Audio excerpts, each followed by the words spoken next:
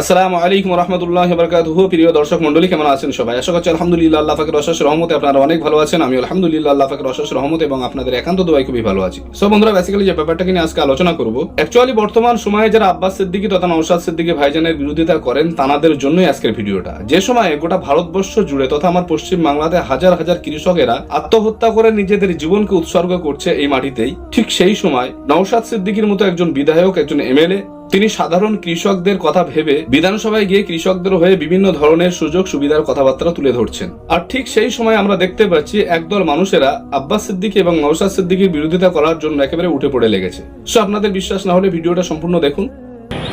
আজ পশ্চিমবাংলা বিধানসভায় স্পিকার স্যারের মাধ্যমে রাজ্যের কৃষিমন্ত্রীর দৃষ্টি আকর্ষণ করলাম।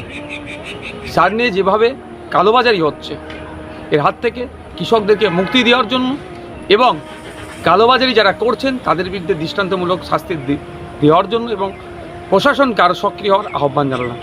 ব্যাপারটা হচ্ছে কৃত্রিমভাবে সারের সংকট তৈরি করা হচ্ছে। কিছু অসাধু ডিলার এবং কিছু অসাধু ব্যবসায়ীদের চক করে বাংলার কৃষকরাদেরকে যারা ভর্তুকি দিয়ে সার পাওয়ার দরকার সেটা যেমন পাচ্ছে না, উপরন্ত কি দেখছি যে সারের দাম অনেক বেশি হচ্ছে, চড়া দামে সার নিতে হচ্ছে। এর থেকে যাতে কৃষক বন্ধুরা নিরসন পায় তার জন্য মাননীয় কৃষিমন্ত্রীর দৃষ্টি আকর্ষণ করলাম।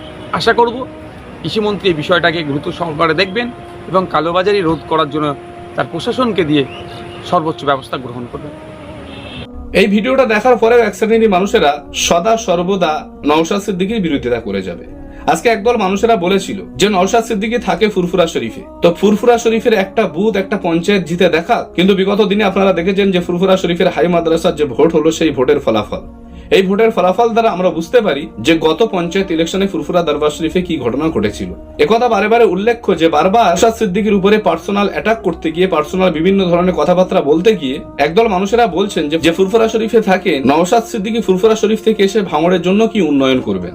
আজকে দেখুন, বিগত দিনের ইতিহাসগুলো আপনারা ঘাটাঘাটি করে দেখুন। বিগত দিনে ভাঙড়ের যে সমস্ত ছেলেরা, যাদের মধ্যে ক্যাপাবিলিটি আছে, দক্ষতা রয়েছে, সেই সমস্ত ছেলেদের হয়ে বিধানসভায় আজ পর্যন্ত কোনো এমএলএ সুপারিশই করেছে কিনা। কিন্তু আপনি আমার বিগত ভিডিওটা দেখুন, সেখানে গিয়ে দেখতে পাবেন যে নওশাদ সিদ্দিকীর মতো একজন বিধায়ক, তিনি ভাঙড়ের প্রতিটা প্রতিভাবান ছাত্রদের এবং ছেলেদের উৎসাহ বাড়ানোর জন্য বা সরকারি সেরকম সুযোগ সুবিধার জন্য বারবার তিনি দরখাস্ত করেছেন। কিন্তু সেই জায়গাটায় আমরা দেখতে পাচ্ছি নওশাদ সিদ্দিকীর বিরোধিতা করার জন্য অনেক মানুষ রয়েছে, কিন্তু তার পক্ষে দুটো চারটে কথাবার্তা বলার মতো সেরকম সাহসিকতা বর্তমান সময়ে অনেক অভাব হয়ে পড়েছে।